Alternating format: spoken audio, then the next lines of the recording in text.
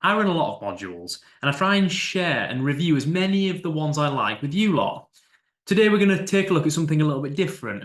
We're going to look at how you go about using modules, how I prepare them, and the considerations that any decent game master might have when using published material.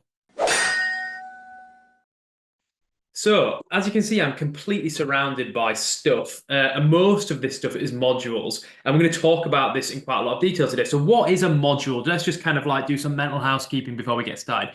When I say a module, I mean any sort of pre-published adventure scenario. And I'm probably going to use that term module, scenario, adventure, maybe even campaign. All those terms are going to be used interchangeably throughout this video.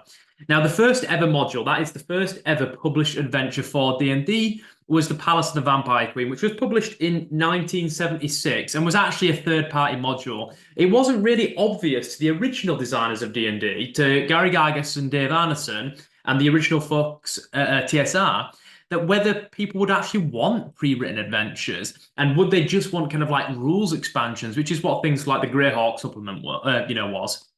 But actually, it became quite obvious quite quickly that there's a lot of money to be made in modules, at least for TSR. There was a lot of money to be made, and there was a lot of interest in people playing adventures that they might have played at a convention, for example, or in a tournament. So all these big companies like TSR and then Chaosium with Call of Cthulhu and RuneQuest, they begin releasing pre-written material. Now, what do I consider when I'm looking at a module and deciding whether I want to run it or not? What are the things that I think are important? Well, first impressions. I always give the module a read. I usually choose a module based on a couple of different things. And like I said, I'm surrounded by them.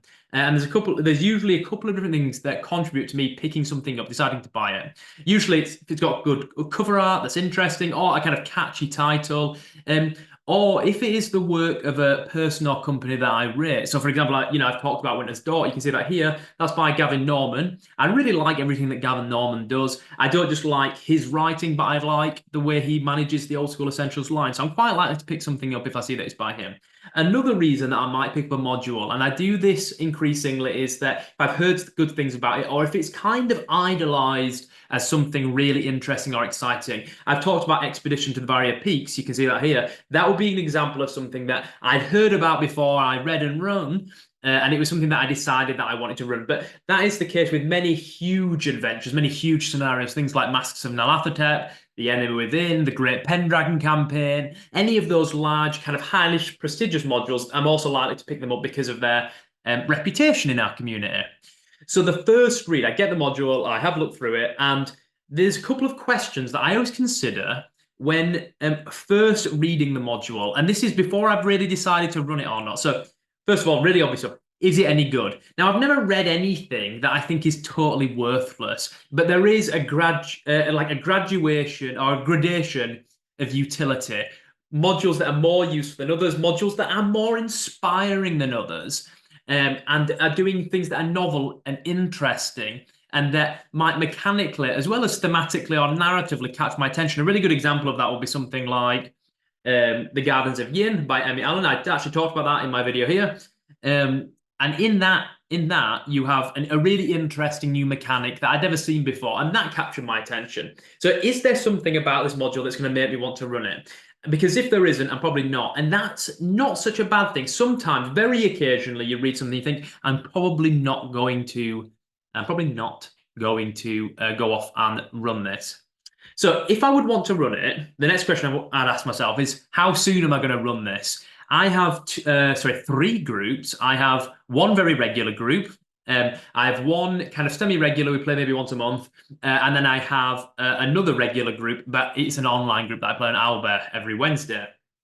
And I would begin to think, oh, if I'm going to run it, which group am I going to run it with? Maybe I'm going to run it more than once, this module, with different groups, depending on what different campaigns need. And that is, to some extent, the next question. Would this fit with my current campaign? So, for example, I talked about the Jewel of Sanctum from the first Old School Essentials anthology. You can see my video of that here. And I talked about how that fit really nicely into my campaign, and I went on to run the Jeweler Who Dealt in Stardust from Dungeon Crawl Classics straight after it, and it all fit together very, very nicely. Similarly, also from that anthology, I have run I think it's the Curse of the Maggot God. It's a sewer adventure, and I ended up placing that in my Night Below campaign as the characters return to town, and I needed them to see wizards being snatched off the streets because that works really well with that campaign.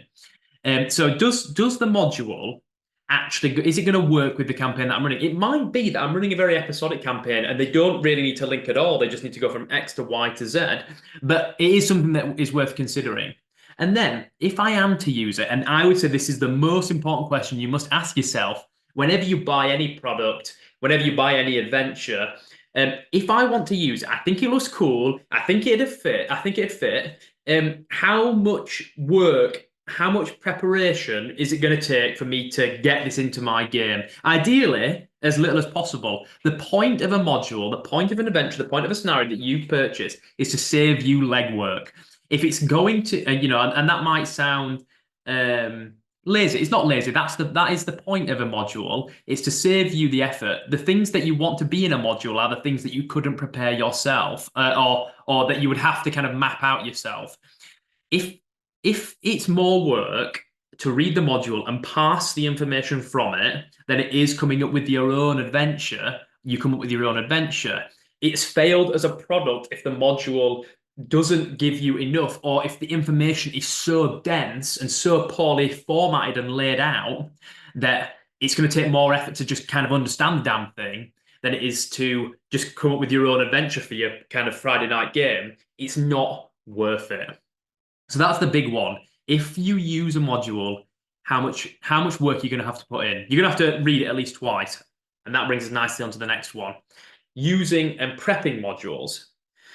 To use a module, any of these things, I would always emphasize to you that if you want to use it, if you want to be able to do the module justice, if you want to do that author who's prepared that and published that justice, you're going to have to read it at least twice. You're going to have to feel a mastery of the content that is in the module. This is particularly important with older modules when formatting was less of a concern, but it's also particularly important if you are running something like a Call of Cthulhu scenario or a Wolfrup mystery. Mysteries, you must have a good handle on them before you start to run them. So I would recommend, point one, read them at least twice. Then pass out the relevant details. It might be that if you are looking in an old TSR module or a big Call of Cthulhu module, I've got a copy of Masks of the current version, the most recent version of Masks of Nyarlathotep, an enormous campaign. I'll talk about it a little bit more in a moment. But in that, I found that when running that, I had to read each section twice, as well as the whole campaign before I started running it. And when I got to it, I'd have to read, it's an enormous globe-trotting mystery. I'd have to read that section again and then just put post-it notes in the book to kind of try and paraphrase some of that content. You must, I think mastery is the best way to convey what I'm getting at. This is why so many of us play games in our own setting. One, it's really fun to come up with your own campaign world, right? Let's not pretend that it isn't. It's kind of intellectually, creatively self-indulgent in a way that most things that we get to do in our lives aren't. So we create our own worlds. But one real benefit of running things in your homebrew world, instead of running something in the Forgotten Realms or on Kryn or in Warhammer's old world or even the real world in a particular historical moment, the benefit is that you know the details and you know where the details become fuzzy and you can fill them in.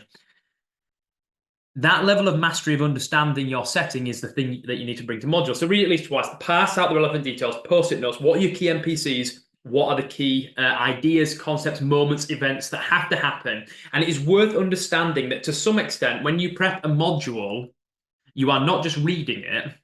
You're not just understanding what's going to happen in the adventure, you're understanding what's going to happen in your next session. So if it's going to take more than one session, it's worth understanding and really conceptualizing mentally, internally, what is the difference here between prepping this adventure and prepping my next session? And what is the kind of Venn diagram overlap of those two things? Next, if it's something that you haven't run before, or if it's something that you is going into a kind of campaign that's been ongoing, you might want to consider how to begin the module. What hooks are provided and how might you entice the players? I'm a self-professed fantasy game master. I like medieval fantasy and classical fantasy, sword and sorcery. These are my kind of bag. They're the kind of campaigns that, for the most part, I run. And therefore, I know that my players, for example, even though we are kind of quite an old school group, we are quite interested in the OSR kind of principles and the ideas. One thing that is not going to motivate any of my players in basically any of my groups is, oh, you go there, you're just going to get treasure. They need a reason to go in. So maybe sitting down and going, okay, what are the MacGuffins that are in this location that they're going to be wanting to go and get? Or maybe they have a relation with someone that is involved in this particular adventure or this particular kind of scenario location. I mentioned a good example of this when I reviewed the Jeweler's Sanctum from this. You can see my video for that here, of coming up with a reason for getting players involved. So read it twice, pass out the details, consider how to begin.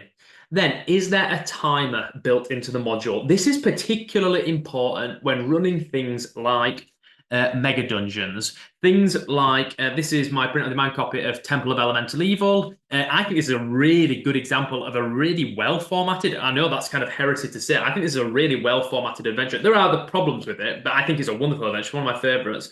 When running mega dungeons, is there a timer to complete certain things?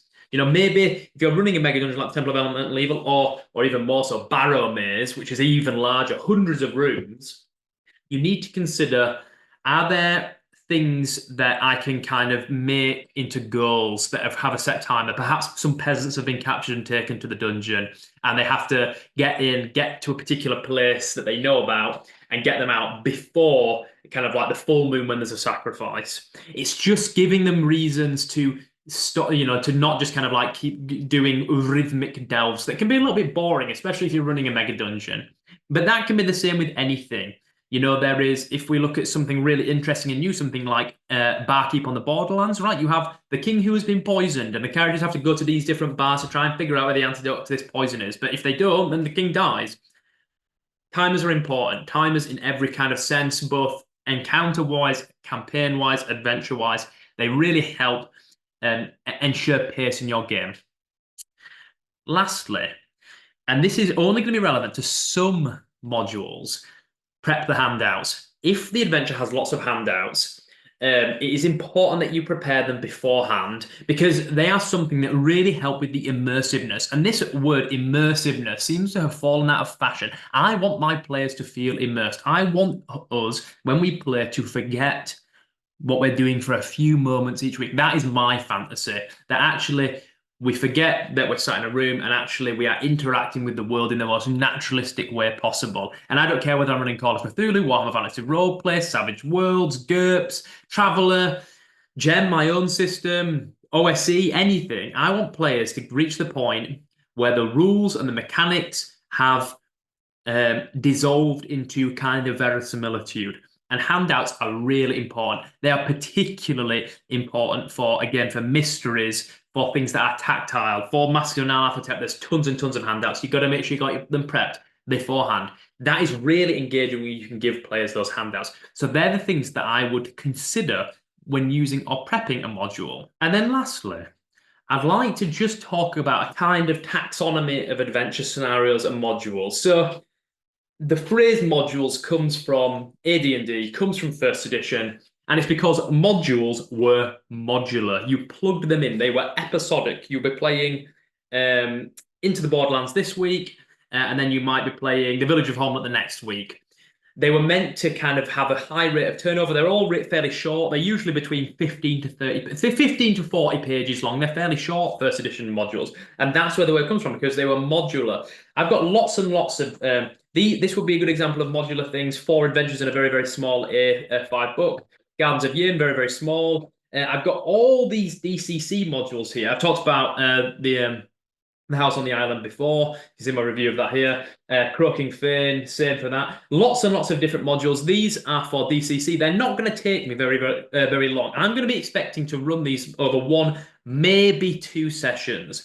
Modules that take up a significant amount of time, more than maybe 1 or 2 sessions, often come with a campaign setting as well. And I've got 2 here from 5e that I think are good examples of this. So Curse of Strahd, you get the Gothic kind of setting of Barovia, and that is going to take player characters, specifically the characters. If you want it to, it's going to take them the entire campaign to kind of get through this. If you don't want it to, it's probably going to be about it's going to be a significant chunk of that group's time with those characters, because to some extent, one thing that we never do that we should do is consider how playing characters, advancing their level, ultimately is spending time with them in the sense that it is a currency to be spent. And eventually, those characters will have to be retired. Curse of Strahd is a fantastic example of that. And Wild Beyond the Witchlight is another good example of that, where you get a kind of Alice in Wonderland campaign setting. They're both yam-shaped adventures, which I've talked about before. You can see my discussion of that here, where they give the characters a very focused start and then they broaden out effectively into a controlled, limited sandbox and then have a focused end. Another example of that, as I mentioned before, is Masks of Nyarlathotep for Call of Cthulhu. This starts the characters. There's actually a kind of preamble adventure provided in this version. It starts them in South America, and they can go to England, they can go to West Africa, they can go to Australia, Shanghai. They can go kind of all over Egypt. They can go all over the world. And what that is a series of kind of sandboxes that they can explore. But that will be the campaign for those characters. If you play this adventure, that will be that character's campaign. It's not modular at all. It is the game to some extent. That's the whole thing. And then you have adventures and modules and scenarios that are kind of a setting, kind of modular, and these will be good examples. Put that on to the side. Talk about that in a moment. Temple of Elemental Evil. The characters. It's got one of the best opening dungeons that anyone has ever written. I'm sure you know, if you are watching this, you know what I'm talking about. Talking about the Moat House. But then when they get to the dungeon itself, it's hundreds of rooms, and actually this could be the campaign if you wanted it to. But it doesn't have to be. And Barrow Maze by Greg Gillespie is another good example of this. This is an undead-themed dungeon with hundreds and hundreds of rooms. And actually, to some extent, if you were going to run either of these, I would make these your campaign. I would sell it to the players as, okay, we're going to do a new adventure, but just so you know, let's be really clear about this, guys. This is a bit of a commitment because we're not going to be playing lots of different short adventures. We're going to be exploring a mega dungeon. We're going to be doing a location-based adventure. Here's the theme. It's elemental magic / demons, or it is undead. And you're going to be doing this a lot. And it's going to be up to your skill as players to make sure that your characters don't die in these incredibly inimical environments. The other type of module that I would quickly mention is, and I've talked about this before, this is Sailors on the Starless Sea. You can see my discussion of that here. This is a funnel adventure. This is designed to be a level 0 adventure, a level 0 module. So you have to almost play it as your first adventure with the characters. If you're going to play it, you have to play it as the first level adventures. And in that, everyone plays level 0 characters, a group of level 4s, of level 0 characters, up to 4 of them. And the idea is that the vast majority of those people that they're playing get whittled down, and they're left with the character they're going to play. But there's lots of examples from DCC of these cool funnel adventures. This, Frozen in Time, there's loads of ones. So that hopefully explains to you how I go about prepping modules, why I think they're wonderful, they're the thing that keep me coming back, right? They're the thing that keep me engaged and interested. I'm interested in what other people are writing, what their stories are like, what their mechanics are like, what their thematics are like, what they want my players to feel, and what they want me as a game master to feel. I hope that is helpful, as ever. If you have found it helpful or interesting, useful, or you've just enjoyed listening for a few minutes, please like and subscribe. It's all that good stuff. I'm Gary. I will speak with you again soon. Thank you.